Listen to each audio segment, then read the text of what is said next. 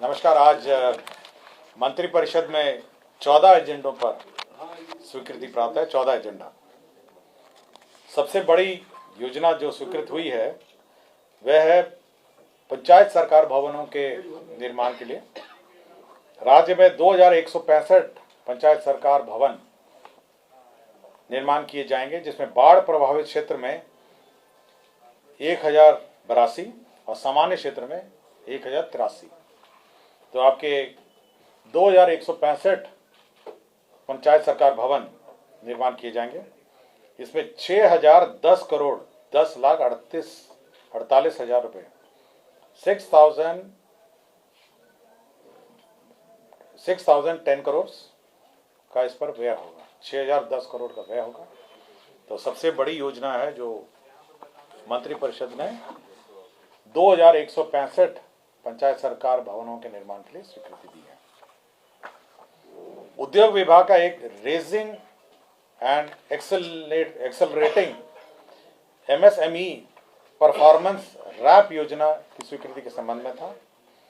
इसमें जो MSME जो उद्योगपति हैं उनको hand holding, training, capacity building, ये भारत सरकार की सेंट्रली स्पॉन्सर्ड स्कीम है। रैम्प करके है और इसके अंतर्गत 104.74 करोड़ की स्वीकृति प्राप्त हुई है। ये सेंट्रल सेक्टर योजना है, रैम्प योजना। सेंट्रल सेक्टर योजना का मतलब है कि 100% ये सेंट्रल सेक्टर योजना है। तो 140.74 करोड़ की योजना है जो बेसिकली आपके MSME सेक्टर में जो उद्योगपति हैं, जिसमें उद्यमों के सुधार एवं क्षमतावर्धन है, केंद्र राज्य सहयोग में तेजी लाना, प्रौद्योगिक उन्नयन योजना में प्रभावशीलता को बढ़ाना, सूक्ष्म लघु एवं मध्य उद्यमी योजनाओं को वित्त पोषण से मजबूत करना, माइक्रो एवं स्मॉल एंटरप्राइजेस के लिए क्रेडिट गारंटी ट्रस्ट को और प्रभावशाली बनाना और विलंबित भुगतान के मामले को कम करना। तो ये जो MSME में जो समस्याएं हैं उसका समाधान और कैपेसिटी बिल्डिंग के लिए यह योजना स्वीकृत हुई। विज्ञान एवं प्रौद्योगिकी विभाग में जो आपके इंजीनियरिंग कॉलेज हैं, राजकीय इंजीनियरिंग कॉलेज हैं, उनके छात्र छात्राओं को इंटर्नशिप नीति एक स्वीकृत हुई है। इंटर्नशिप नीति के अंतर्गत एक इंटर्नशिप पॉलिसी लाए हैं, जिसमें 10,000 रुपये आपको इंटर्नशिप में दिया जाएगा और तीसरे सेमेस्टर के बाद 4 सप्ताह का, 5वें सेमेस्टर में 6 सप्ताह का और 7वें सेमेस्टर में 8 सप्ताह का प्रावधान किया गया है। और इसमें जितने सरकारी निगम हैं, हमारे सरकारी संस्थाएं हैं, उसमें इंटर्नशिप हो सकेगी और इनको इंटर्नशिप प्रोत्साहन राशि जो है वो 10,000 रुपये दे होगी। तो ये वन टाइम है। 8 सप्ताह के मतलब विज्ञान प्रौद्योगिकी विभाग द्वारा सातवीं सेमेस्टर में 8 सप्ताह के ऑफलाइन इंटर्नशिप करने वाले सभी छात्र छात्राओं को प्रति छात्र 10,000 रुपये मात्र की राशि प्रोत्साहन स्वरूप दी जाएगी। तो एक प्रोजेक्ट रिपोर्ट भी उनको तैयार करना पड़ेगा, मतलब रिक्वायर्ड टू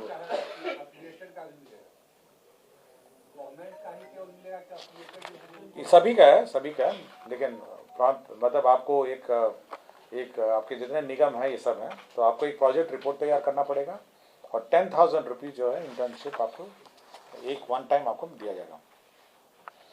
विज्ञान प्रौद्योगिकी एवं तकनीकी शिक्षा विभाग अंतर्गत कार्यालय प्रचारी की नियुक्ति चल रहा था और उसके बाद वो एडवर्टाइजमेंट रद्द हुआ और फिर से उसका जो संशोधित नियमावली उसके अंतर्गत परीक्षा लिया जा रहा था।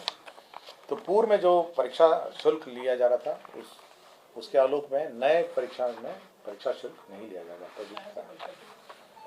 परीक्षा शुल्क जो है, आवेदन पत्र जो है फॉर राइटिंग एग्जाम लिखने के लिए जो परीक्षा शुल्क जो लिया जा रहा था, ये छात्र नहीं है, ये परीक्षा शुल्क आपका प्रति कैंडिडेट होगा ना। ये आपका 14 करोड़ था, 14 करोड़ था ये परीक्षा शुल्क था। 3,46,777 लोगों ने परीक्षा शुल्क भरा था और फिर से री एग्जामिनेशन हुआ तो परीक्षा शुल्क माफ करना। हाँ, उन लोगों ने, कैंडिडेट्स ने दिया था 14,92,65,000। तो नए के लिए भी इतना ही लगा। पशु एवं मत्स्य संसाधन विभाग के 3 प्रस्ताव थे। पहला प्रस्ताव था ये बेहतर पशु स्वास्थ्य प्रबंधन एंड आधारभूत व्यवस्थाएं में 193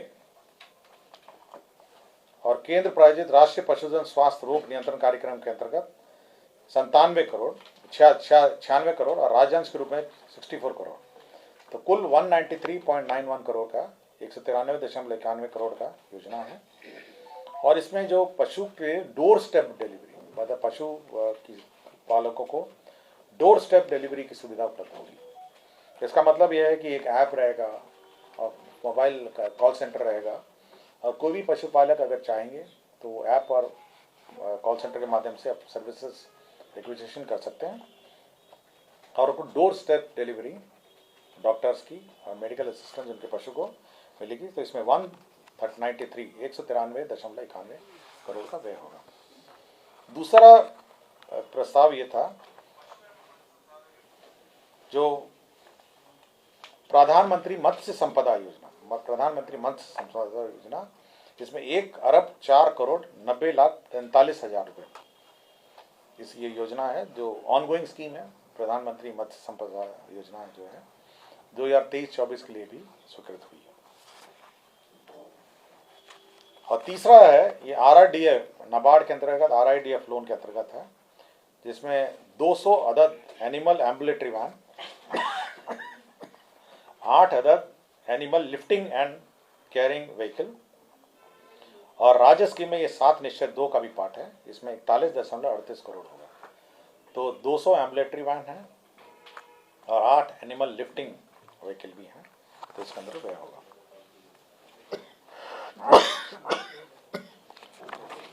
तीन योजनाएं हैं प्रधानमंत्री ग्राम सड़क योजना। ये योजना फेज 3 की है।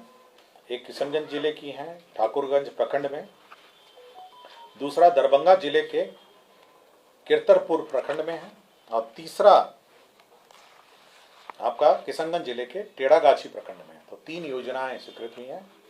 एक में आपके 64 करोड़ 67,11,00,000 रुपये व्यय होगा। ये किशनगंज जिले के ठाकुरगंज प्रखंड का रोड है।